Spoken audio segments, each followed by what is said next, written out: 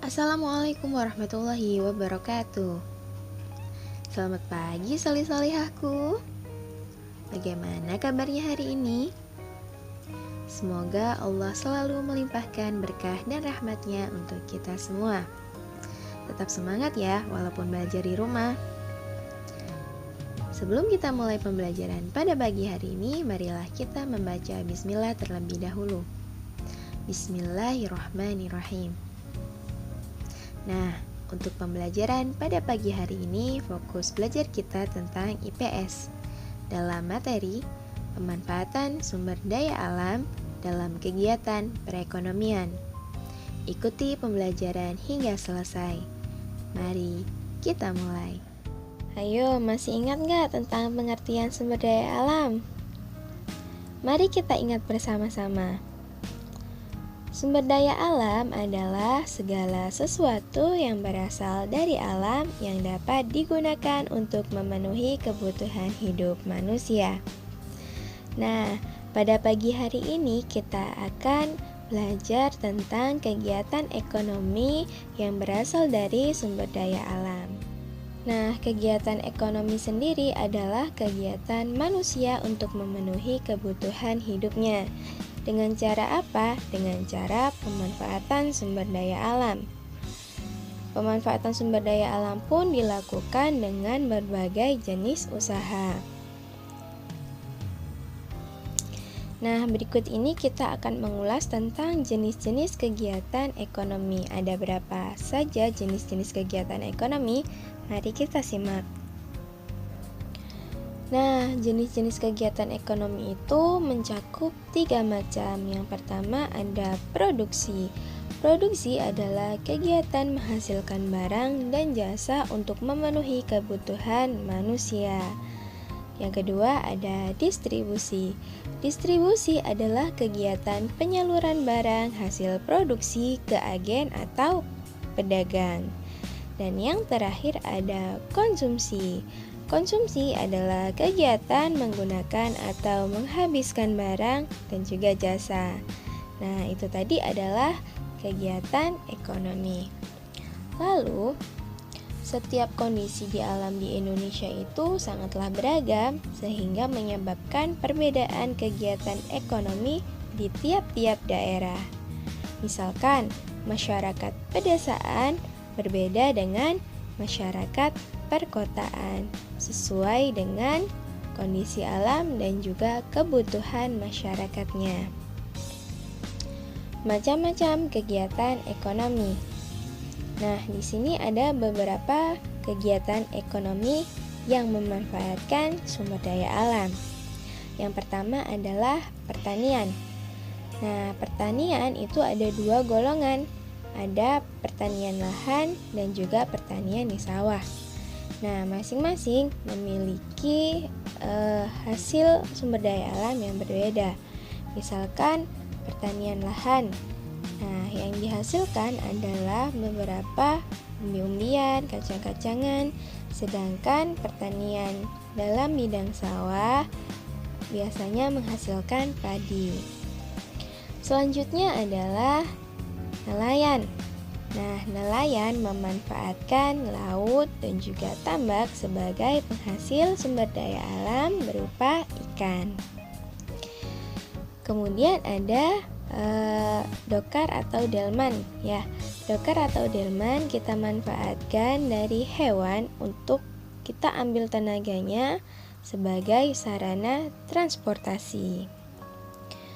Lalu ada peternakan. Nah, di peternakan ini banyak sekali ya macamnya. Nah, bisa menghasilkan daging, menghasilkan telur, dan juga sebagai membantu kegiatan keseharian manusia. Berikutnya ada kerajinan. Nah, kerajinan yang memanfaatkan sumber daya alam contohnya adalah seperti pada gambar. Itu gambar tersebut adalah kerajinan yang memanfaatkan tanah liat yang digunakan untuk bahan dasar dari batu bata. Dan kegiatan ekonomi selanjutnya adalah perdagangan. Nah, dalam sistem perdagangan itu sumber daya alam yang kita jual dapat kita beli atau kita konsumsi. Nah, kita lanjutkan. Kemudian ada perindustrian. Nah, selain ada perindustrian, ada juga pertambangan. Nah, di pertambangan ini menghasilkan barang-barang logam seperti emas, perak, dan yang lain. Dan yang terakhir adalah penghasil jasa. Nah, penghasil jasa itu bisa berupa tukang ojek ataupun kurir serta guru. Nah, itu tadi adalah macam-macam kegiatan ekonomi. Mari kita bahas satu persatu secara rinci. Yang pertama kita bahas tentang pertanian dan perkebunan. Nah, masing-masing definisi ini dia berbeda ya. Jadi kalau pertanian sendiri, biasanya lahan yang digunakan adalah ladang, tegal, dan juga sawah. Pertanian itu biasanya terletak di dataran rendah. Nah, pertanian itu biasanya menghasilkan padi, kacang-kacangan, jagung, dan yang lain. Sedangkan perkebunan itu dia identik dengan kawasan atau wilayah yang memiliki dataran tinggi atau istilahnya dekat dengan pegunungan. Nah, biasanya tanaman yang dihasilkan adalah berupa buah-buahan dan juga sayur-sayuran. Nah, selanjutnya adalah perikanan. Perikanan dibagi menjadi dua golongan. Ada perikanan laut dan juga perikanan darat, atau yang kita kenal dengan istilah pertambakan atau tambak ya. Ikan hasil dari perikanan di laut itu biasanya menghasilkan ada ikan bandeng, ikan tongkol, cumi-cumi, ikan bawal, dan juga udang. Sedangkan perikanan di darat atau pertambakan biasanya menghasilkan ikan mas, ikan mujair, ikan nila, ikan lele, dan juga gurame. Nah, selanjutnya ada peternakan. Peternakan itu terbagi menjadi 3 golongan. Yang pertama ada hewan-hewan kecil seperti kambing, kelinci, dan babi. Ada peternakan hewan-hewan besar. Ada sapi, kuda, dan juga kerbau. Serta peternakan hewan unggas. Hewan unggas adalah golongan dari seperti ayam, bebek, dan juga burung ya. Jadi yang namanya hewan unggas dia yang memiliki bulu. Nah, selanjutnya ada kerajinan. Nah, kerajinan itu apabila ada orang yang melakukan usaha kerajinan, dia disebut dengan pengrajin. Nah, bahan bakunya biasanya berasal dari daun pandan, bambu, tanah liat, batu, dan barang bekas. Nah, sedangkan hasilnya berupa gerabah, tikar, tas, batu bata, patung, dan juga souvenir. Kemudian ada perdagangan. Perdagangan adalah proses terjadinya kegiatan jual beli. Nah, pada zaman sekarang ini terjadi kegiatan jual beli secara langsung maupun tidak langsung atau yang kita kenal dengan istilah online. Nah, perdagangan sendiri terdiri dari barang mentah dan juga barang jadi. Orang yang ingin membeli disebut pembeli dan orang yang menjual disebut dengan penjual. Nah, kemudian ada perindustrian. Perindustrian itu terbagi menjadi 3 golongan. Ada skala kecil, skala sedang, dan juga skala besar. Nah, perindustrian itu terdiri dari barang mentah dan juga barang jadi. Kemudian ada jasa. Jasa adalah kegiatan perekonomian secara langsung maupun tidak langsung. Jasa adalah bentuk pelayanan ekonomi berupa tenaga, pikiran, maupun keahlian khusus. Selanjutnya ada pertambangan. Pertambangan adalah usaha ekonomi yang mengambil sumber daya alam dari dalam perut bumi. Contohnya adalah minyak bumi, batu bara, biji besi, dan juga emas. Nah, pertambangan sendiri karena terdapat di perut bumi biasanya menggunakan peralatan sederhana ataupun alat-alat canggih dan juga alat-alat berat. Keberadaan sumber daya alam di suatu daerah akan mempengaruhi kegiatan ekonomi masyarakat setempat. Oleh karena itu, kita sebagai manusia harus memanfaatkan sebaik mungkin. Nah, bagaimana sih caranya?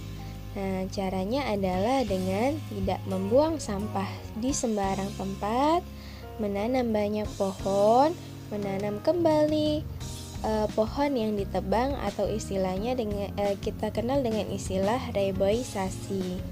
Dan yang terakhir adalah menghemat air. Nah, berikutnya kita akan membahas tentang pelestarian sumber daya tanah. Nah, tanah sangat kita butuhkan karena tanah dapat menumbuhkan tumbuhan, sedangkan tumbuhan biasanya bisa dapat kita manfaatkan seperti kita konsumsi dan juga kita gunakan dengan kegiatan yang lain. Nah, berikut adalah pelestarian sumber daya tanah. Yang pertama, mengurangi penggunaan plastik. Mengapa? Karena plastik tidak dapat terurai oleh tanah. Yang kedua, mengurangi penggunaan pestisida. Jika terlalu banyak menggunakan pestisida, bukan serangga pengganggu yang akan kita hilangkan, tetapi kesuburan tanah juga akan menjadi terganggu. Dan yang terakhir yaitu menerapkan 3R. 3R adalah reduce, reuse, dan juga recycle. Lalu ada pelestarian hutan. Hutan merupakan penyeimbang alam dan juga paru-paru dunia. Maka hutan adalah faktor terpenting dalam kehidupan umat manusia yang berada di bumi. Nah, bagaimana sih cara melestarikan hutan? Nah, yang pertama ada melakukan tebang pilih dengan cara memilih pohon yang sudah tua. Yang kedua, melakukan tebang tanam. Tebang tanam adalah setelah menebang dilanjutkan dengan menanam pohon yang baru. Yang ketiga, mencegah penebangan liar dengan cara pengawasan ketat hutan ataupun dengan cara memberlakukan undang-undang tentang penebangan hutan. Dan yang terakhir adalah penghijauan. Penghijauan biasanya kita lakukan dengan kegiatan reboisasi. Nah, apa sih tadi reboisasi? Ya, betul sekali. Reboisasi adalah penanaman kembali hutan yang gundul atau istilah lainnya yaitu dengan penghijauan. Nah, berikutnya adalah pelestarian mineral logam. Nah, mineral logam sendiri itu terbentuk karena proses alam yang terletak di perut bumi. Nah, mineral logam sendiri termasuk sumber daya alam yang tidak dapat diperbarui, sehingga kita harus menghemat dan juga melestarikannya. Nah, berikut adalah cara melestarikan mineral logam. Yang pertama adalah mendaur ulang barang bekas dengan berbahan logam. Kemudian ada menggunakan benda alternatif pengganti logam. Dan yang terakhir adalah pelestarian sumber daya energi. Nah, ternyata sumber daya energi itu terbatas ya. Jika kita menggunakan sumber daya alam yang tidak dapat diperbarui, sehingga kita harus memanfaatkan energi lain, atau kita gunakan dengan istilah memanfaatkan sumber daya energi alternatif. Nah, ada apa saja kemarin sumber daya energi alternatif? Yang pertama, ada matahari, air, angin, panas bumi, gelombang air laut, dan bahan bakar bio. Serta yang terakhir adalah menerapkan 3R. Ada reduce, reuse, dan juga recycle. Nah, tadi adalah beberapa paparan materi tentang sumber daya alam bagi kegiatan ekonomi. Berikut adalah soal evaluasi yang harus kalian kerjakan. Dikerjakan dengan soalnya. Insya Allah semua jawabannya ada di dalam materi, sehingga simak materi dengan baik. Alhamdulillahirrabbilalamin, berakhir sudah materi pada pagi hari ini. Semoga kita selalu dapat memanfaatkan sumber daya yang sudah tersedia di alam. Nah, sebelum kita akhiri pembelajaran pada pagi hari ini, marilah kita membaca Alhamdulillah terlebih dahulu. Alhamdulillahirrabbilalamin. Tetap jaga kesehatan ya. Tetap belajar walaupun ada di rumah. Terima kasih atas perhatiannya, kurang lebihnya saya mohon maaf. Wassalamualaikum warahmatullahi wabarakatuh.